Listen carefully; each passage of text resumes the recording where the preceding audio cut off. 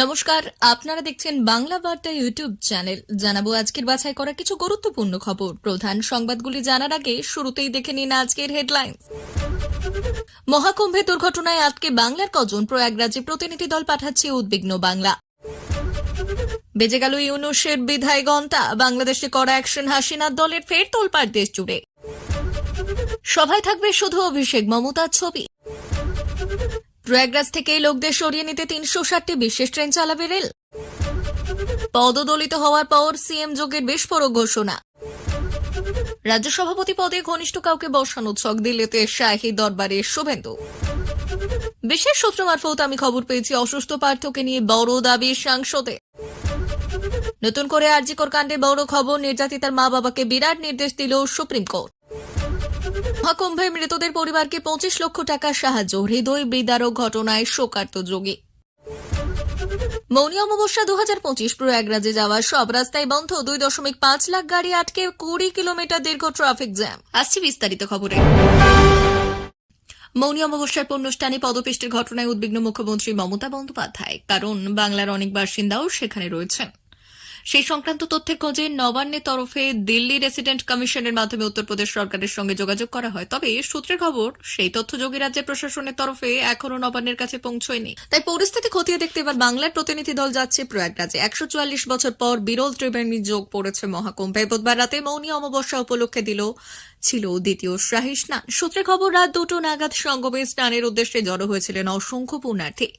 ১০,০০০-এর বেশি মানুষ একসঙ্গে স্নান করতে ভিড় জমিয়েছিলেন। তখনই ১১ থেকে ১৭ নম্বর কোটির মাঝে ভিড়ের চাপে ব্যারিকেড ভেঙে যায়, আর এর জেরে এই দুর্ঘটনা বলে জানা গিয়েছে। পদপিষ্টের ঘটনায় অনেকের মৃত্যুর আশঙ্কা থাকলেও উত্তরপ্রদেশ প্রশাসনের তরফে দুপুর পর্যন্ত মৃতের সংখ্যা জানানো হয়নি। যদিও প্রধানমন্ত্রী নরেন্দ্র মোদী দুর্ঘটনায় মৃতদের পরিবারের উদ্দেশ্যে শোক বার্তাও দিয়েছেন। মর্মান্তিক ঘটনায় শোক প্রকাশ করেছেন বাংলার মুখ্যমন্ত্রী মমতা বন্দ্যোপাধ্যায়। ও গঙ্গাসাগর মেলার কথা উল্লেখ করে এক্স হ্যান্ডেলে তিনি লিখেছেন, মহাকুম্ভে মর্মান্তিক পদপিষ্টের ঘটনায় আমি গভীরভাবে শোকাহত। এই ঘটনায় কমপক্ষে ১৫ জন নিরীহ মানুষের মৃত্যু হয়েছে। মৃত পুণ্যার্থীদের পরিবারের প্রতি সমবেদনা জানাচ্ছি। গঙ্গাসাগর মেলা থেকে আমি শিখেছি যে বিশাল জনসমাবেশে যেখানে অসংখ্য পুণ্যার্থীদের জীবন জড়িত থাকে, সেখানে পরিকল্পনা এবং পরিষেবা সর্বোচ্চ পর্যায়ের হতেই হবে। মৃতদের আত্মার প্রতি শান্তি কামনা করছি। বাংলাদেশের সংখ্যালঘু হিন্দু সম্প্রদায়ের উপর অত্যাচার ক্রমাগত বেড়েই চলেছে। এদিকে বাংলাদেশের ক্ষমতাচ্যুত প্রাক্তন প্রধানমন্ত্রী শেখ হাসিনার দল আওয়ামী লীগ বাংলাদেশের সংখ্যালঘু হিন্দু সম্প্রদায়ের উপর নিপীড়নের জন্য মোহাম্মদ ইউনূসের নেতৃত্বাধীন অন্তর্বর্তী সরকারের পদত্যাগের দাবি বা ব্যাপক বিক্ষোভের ঘোষণা করেছে বলেও জানা গিয়েছে। যদি দেখা যায় তাহলে এটাই হবে আওয়ামী লীগের প্রথম বড় বিক্ষোভ। তবে গত বছরের ৫ই অগস্ট ছাত্র নেতৃত্বাধীন বিক্ষোভ আন্দোলনের পর থেকে এই দলের অধিকাংশ নেতা বা গ্রেপ্তার বা আন্ডারগ্রাউন্ডে রয়েছে। বাংলাদেশের সংখ্যালঘু হিন্দু সম্প্রদায়ের উপর অত্যাচার ক্রমাগত বেড়েই চলেছে। এদিকে বাংলাদেশের ক্ষমতাচ্যুত প্রাক্তন প্রধানমন্ত্রী শেখ হাসিনার দল আওয়ামী লীগ বাংলাদেশের সংখ্যালঘু হিন্দু সম্প্রদায়ের উপর নিপীড়নের জন্য মোহাম্মদ ইউনূসের নেতৃত্বাধীন অন্তর্বর্তী সরকারের পদত্যাগের দাবি বা ব্যাপক বিক্ষোভের ঘোষণা করেছে বলেও জানা গিয়েছে। যদি দেখা যায় তাহলে এটাই হবে আওয়ামী লীগের প্রথম বড় বিক্ষোভ। তবে গত বছরের ৫ই অগস্ট ছাত্র নেতৃত্বাধীন বিক্ষোভ আন্দোলনের পর থেকে এই দলের অধিকাংশ নেতা বা গ্রেপ্তার বা আন্ডারগ্রাউন্ডে রয়েছে। জানিয়ে রাখি যে আওয়ামী লীগ তাদের ফেসবুক পেজে এক বিবৃতি দিয়েছেন, যেখানে বলা হয়েছে তারা আগামী ১ ফেব্রুয়ারি থেকে রাজপথে নামবে এবং হরতাল অবরোধ কর্মসূচির মাধ্যমে বাংলাদেশের অন্তর্বর্তী সরকারের পদত্যাগের জন্য চাপ দেবে। এদিকে দলের পক্ষ থেকে জারি করা বিবৃতিতে বলা হয়েছে, শনিবার থেকে বুধবার পর্যন্ত দলটি তাদের দাবি আদায়, প্রচারপত্র বিতরণ এবং প্রচার চালাবে। আগামী ৬ ফেব্রুয়ারি সমগ্র বাংলাদেশে বিক্ষোভ মিছিল এবং সমাবেশ এবং ১০ই ফেব্রুয়ারিও বিক্ষোভ মিছিল এবং সমাবেশ সম্পন্ন হবে। এরপর ১৬ই ফেব্রুয়ারি সারা দেশে অবরোধ এবং ১৮ই ফেব্রুয়ারি সারা দেশে কঠোর হরতাল সম্পন্ন হবে। এর পাশাপাশি ওই দল হাসিনা এবং দলের অন্যান্য নেতৃত্বদের বিরুদ্ধে হত্যা এবং অন্যান্য অভিযোগ প্রত্যাহারেরও দাবি করেছে, যেটিকে হাস্যকর মামলা হিসেবে অভিহিত করেছে। উল্লেখ্য, দলটি এর আগে গত ১০ই নভেম্বর বিক্ষোভ শুরু করার পরিকল্পনা করলেও তা বাস্তবায়িত হয়নি। এদিকে গত ৫ই অগস্ট শেখ হাসিনা ভারতে পালিয়ে যাওয়ার পর থেকেই আওয়ামী লীগ বাংলাদেশে অনেকটাই নিষ্ক্রিয় হয়ে পড়েছে।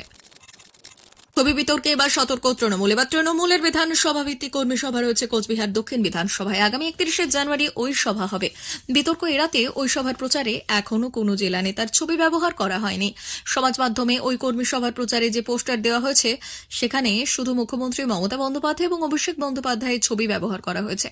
ব্লক নেতৃত্ব জানিয়েছে, কদমতলা ফুটবল খেলার মাঠে ওই কর্মী সভা হবে, তার মঞ্চ তৈরির কাজ শুরু হয়েছে। সেখানেও যে পোস্টার বা ফেস্টুন টাঙানো হবে, সেখানেও ওই দুজনের ছবি থাকবে বলে দলীয় নেতৃত্ব জানিয়েছেন। আগে নাটাবাড়ি সহ কয়েকটি এলাকায় তৃণমূলের সভা হয়েছে।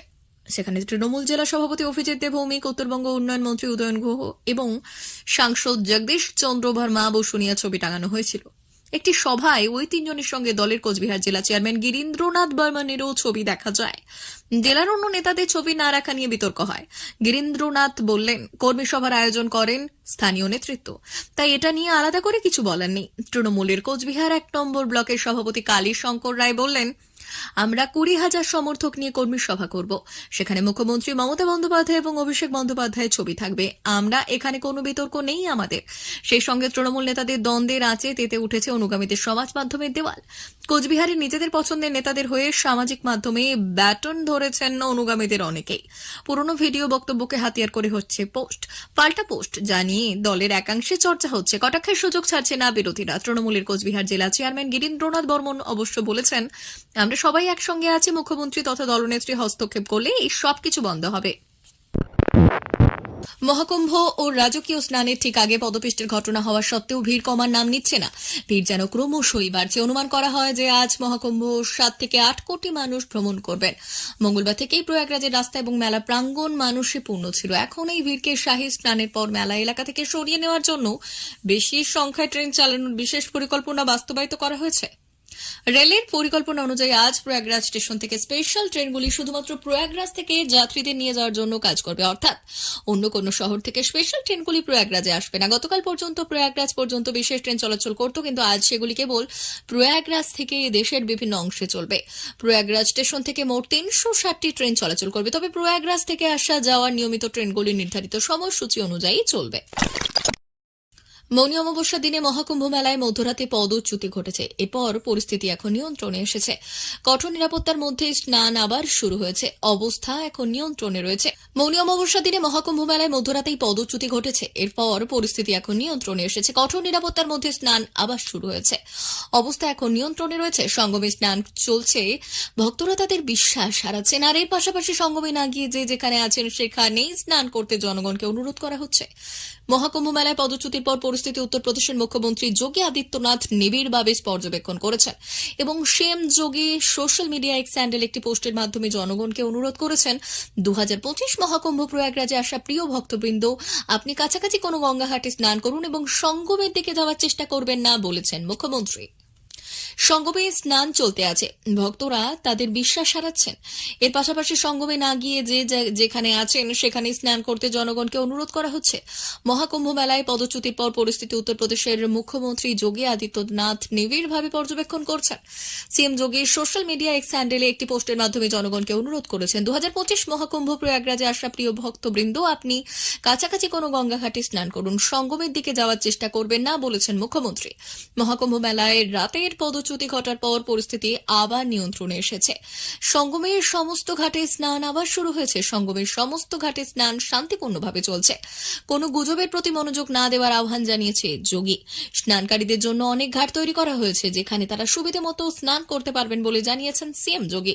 প্রশাসনের নির্দেশিকা সবাইকে মেনে চলার অনুরোধ করেছেন তিনি। কোনো গুজবের প্রতি মনোযোগ না দেওয়ার জন্য সকলকে পরামর্শ দিয়েছেন সিএম যোগী।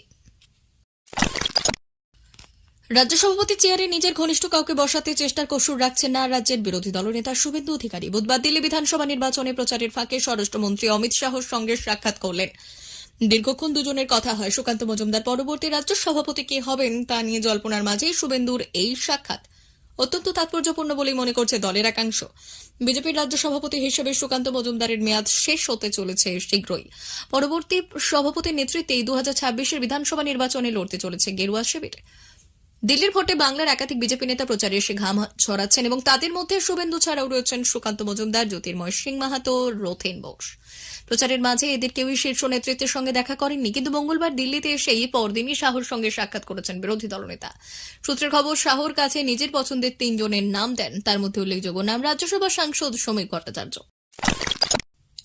এসএসকেএম ছেড়ে বেসরকারি হাসপাতালে ভর্তি হয়েছেন প্রাক্তন শিক্ষামন্ত্রী পার্থ চট্টোপাধ্যায়।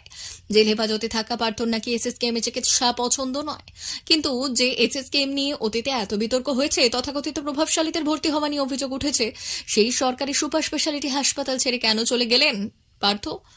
প্রশ্ন উঠেছে, বিজেপির দাবি কোনো আশঙ্কা থেকেই এসএসকেএম ছেড়েছেন পার্থ। এমনই মন্তব্য করলেন পুরুলিয়ার বিজেপির সাংসদ জ্যোতির্ময় সিং মাহাতো। সাংবাদিকদের মুখোমুখি হয়ে বিজেপি নেতা বলেছেন, প্রাক্তন শিক্ষামন্ত্রী পার্থ চট্টোপাধ্যায় দ্বিতীয় কিষাণজি হওয়ার আশঙ্কা করছেন। প্রাণ সংশয় থাকাতেই তিনি এসএসকেএম এর বদলে বেসরকারি হাসপাতালে চিকিৎসার জন্য ভর্তি হয়েছেন। বুধবার দুপুরে পূর্ব বর্ধমানের জেলা বিজেপির কার্যালয়ে দলীয় বৈঠকে উপস্থিত ছিলেন সাংসদ। সেখানে এমন মন্তব্য করেছেন তিনি। সাংসদের বক্তব্য, আগে তৃণমূল কংগ্রেসের জেল খাটা নেতাদের সবার পছন্দ ছিল এসএসকেএম, সেখানেই তাদের চিকিৎসা হয়েছে। কিন্তু পার্থ চট্টোপাধ্যায় এসএসকেএম ছেড়ে বেসরকারি হাসপাতালে চিকিৎসার জন্য ভর্তি হয়েছেন কেন?